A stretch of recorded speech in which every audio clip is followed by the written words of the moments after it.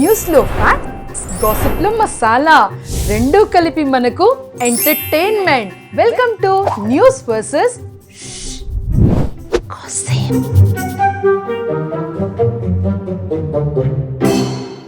Little heart cinema success meet లో బండ్ల గణేష్ గారు మౌలితో మాట్లాడుతూ, ఎవరో బట్టలిచ్చారని హీరో ట్వీట్స్ చేశాడని మురిసిపోకు, నీ కష్టం నువ్వే పడి నువ్వే పైకి రావాలి అన్నారు.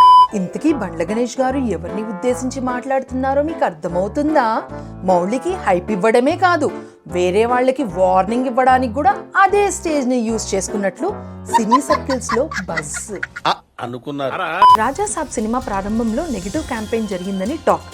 తాజాగా జరిగిన ఫంక్షన్లో ప్రొడ్యూసర్ ఎస్ఎన్కే గారు దీని గురించి మాట్లాడుతూ, అవును అప్పుడు అలాంటి టాక్ వచ్చింది, కానీ మాకు ఎలాంటి టెన్షన్ లేదు అని చెప్పారు.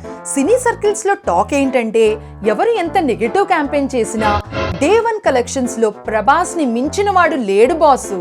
పైగా ఈ సినిమాలో 3 హీరోయిన్స్ ఉన్నారంట. ఇండస్ట్రీలో బజ్ ఏంటంటే, అది డైరెక్టర్ చాయిస్ కాదు, ప్రభాస్ గారు పర్సనల్ గా రిక్వెస్ట్ చేసి పెట్టించుకున్నారట. పబ్లిక్ లో ఫ్రీగా క్రేజ్, ఆన్లైన్ లో హైప్ క్రియేట్ చేయడానికి ప్లాన్ చేసి మరీ ఇలా చేస్తున్నారట. రీసెంట్ గా ఇచ్చిన ఇంటర్వ్యూలో ఒక రిపోర్టర్ జూనియర్ ఎన్టీఆర్ ని అడిగారు, మీ పొలిటికల్ ఎంట్రీ ఎప్పుడు అని. ఎన్టీఆర్ స్ట్రైట్ గా సీరియస్ టోన్ లో రిప్లై ఇచ్చారు, ఇది సమయం కాదు, ఇది సందర్భం కాదు అని. ఎన్టీఆర్ ఆల్రెడీ పొలిటికల్ ఎంట్రీకి గ్రౌండ్ వర్క్ స్టార్ట్ చేశారట.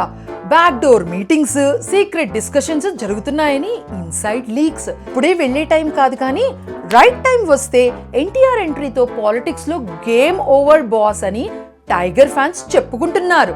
ఎన్టీఆర్ ఎంట్రీ అయ్యాక స్టార్ హీరోస్ కి బాక్స్ ఆఫీస్ లో కాంపిటీషన్ ఉంటే, పొలిటికల్ లీడర్స్ కి స్లీప్లెస్ నైట్స్ షురూ.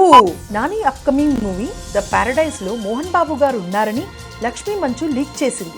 ఇండస్ట్రీలో టాక్ ఏంటంటే, మోహన్ బాబు గారు సెట్ లోకి ఒక్కసారి వస్తే డైలాగ్స్ కన్నా ఎక్కువ డిసిప్లిన్ క్లాసెసే ఉంటాయట.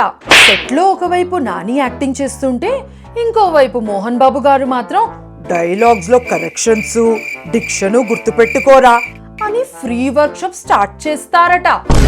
మంచు లక్ష్మి అటు నాన్నకి చెప్పలేక, ఇటు నానికి చెప్పలేక సతమతం అయిపోతుందంట పాపం. ఏం చేద్దామంటావు మరి? ఈ సెప్టెంబర్ లో iPhone 17 వరల్డ్ వైడ్ గా లాంచ్ అయ్యింది. ఇప్పుడు బయ్యర్స్ చెప్తున్న మాట ఏంటంటే, కొత్తగా వచ్చిన హీరోయిన్ లాగా మంచి స్లిమ్ గా ఉందట. ఐఫోన్ ఫ్యూచర్ లో రాబోయే అప్గ్రేడ్స్ లో రజనీ స్టైల్లో సన్ గ్లాసెస్ ఫ్లిప్ చేస్తూ సల్మాన్ బాడీ ఫిల్టర్స్ తో లాంచ్ చేయబోతున్నారట. ఇక మీదట ఐఫోన్ కొనాలంటే ఒక కిడ్నీ, హాఫ్ లివర్ అమ్మాలేమో. పైగా కట్నం కింద కూడా ఐఫోన్ ఇచ్చినా ఆశ్చర్యపోనక్కర్లేదు బాసు.